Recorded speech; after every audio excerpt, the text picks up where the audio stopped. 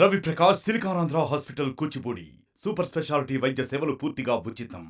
గోదావరి తీరంలో ఇసుక దొంగలు రెచ్చిపోతున్నారు. పశ్చిమ గోదావరి జిల్లా వ్యాప్తంగా కూడా ఇంకా పలు ఇసుక ర్యాంపుల్లో పర్యావరణ అనుమతులు రావాల్సి ఉంది. అందుకోసం ఎక్కడ కూడా ఇసుక అనేది ఉచిత ఇసుక విధానం అనేది ఎక్కడ కూడా ఇంకా ప్రారంభించిన పరిస్థితి. కానీ పశ్చిమ గోదావరి జిల్లాకు సంబంధించి ఆచంట నియోజకవర్గంలో కరుగురుమెల్లి ఇసుక ర్యాంపు కూడా కీలకం. ఇక్కడ మాత్రం ఇసుక అనేది ఆ రాత్రి వేళల్లో దౌర్జన్యంగా తరలించుకు వెళ్ళిపోతున్నారనే చెప్పాలి. పూర్తి స్థాయిలో కూడా ఇక్కడ మనం విజువల్స్లో క్లారిటీగా చూడొచ్చు.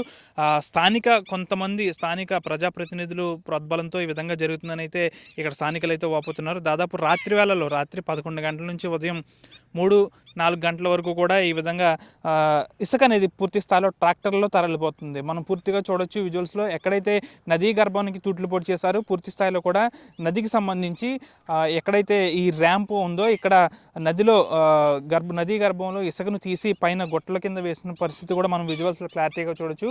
గత కొన్ని రోజుల క్రితం ఎక్కడ కూడా ఇటువంటి గుట్టలు లేవు.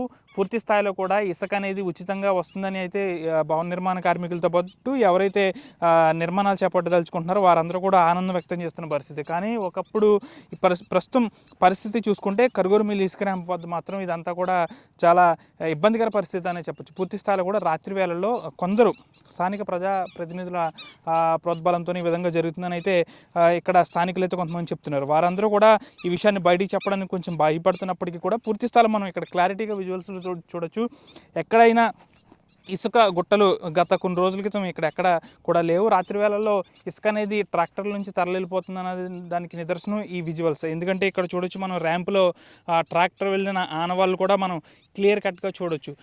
కానీ నియోజకవర్గంలో ఎక్కడ కూడా ఇంకా 4 నుంచి 3 వరకు ఇసుక ర్యాంపులు అనేవి ఉన్నాయి. కానీ ఇక్కడ పర్యావరణ అనుమతులు రావాల్సి ఉంది కాబట్టి ఇంకా ఇక్కడ ఇసుక తీసేందుకైతే పూర్తి స్థాయిలో ఇంకా అందుబాటులోకి రాలేదని చెప్పాలి. కానీ ఇసుక దొంగలు మాత్రం దీన్ని కీలకంగా తీసుకుంటున్నారు. పూర్తి స్థాయిలో ఇదంతా కూడా రాత్రి వేళలో గుట్టు చప్పుడుగా నిలిపోతుంది. నదీ గర్భానికి తుట్లు పొడిచి మరి ఇక్కడ కొంతమంది నాయకుల అండదండలతో అయితే ఇసుక అనేది తరలిపోతుందని చెప్పాలి. పూర్తి స్థాయిలో కూడా కొన్ని రోజులకి పూర్తిగా కూడా వరద నీరు అనేది చేరిపోతుంది కాబట్టి ఇసుక అనేది దొరకదు కాబట్టి ఇక్కడ ఇంకా ఇసుక మనకి కావాలి కాబట్టి అని చెప్పే ఒక ఆశతో పూర్తి స్థాయిలో కూడా ఇసుక అనేది తరలించుకుని వెళ్ళిపోతున్నారు. రాత్రి వేళల్లో పూర్తిగా కూడా ఇసుక అనేది ట్రాక్టర్లో వెళ్ళిపోతుందని చెప్పాలి. దీనికి అధికారులు మాత్రం ఏమాత్రం అడ్డుకట్ట వేయని పరిస్థితి, ఎక్కడా కూడా ఇక్కడికి వచ్చి చూసిన పరిస్థితి లేదు. పూర్తిగా కూడా ఇసుక అనేది ఈ విధంగా అనధికారికంగా నదీ గర్భానికి తూట్లు పొడిచి ఈ విధంగా తీసుకెళ్ళిపోతున్నారని చెప్పాలి. పూర్తి స్థాయిలో కూడా ఇక్కడ పర్యవేక్షణ అనేది ఏర్పాటు చేయాలని కూడా ఇక్కడ స్థానికులు కూడా కోరుతున్న పరిస్థితి. వీడియో శేఖర్తో మనోజ్ RTV కరుగురుమిల్లి నుంచి. మరిన్ని వీడియోస్ కోసం ఛానల్ సబ్స్క్రైబ్ చేయండి. లేటెస్ట్ అప్డేట్స్ కోసం వాట్సాప్ ఛానల్ ఫాలో చేయండి. అండ్ లింక్ డిస్క్రిప్షన్లో ఉంది.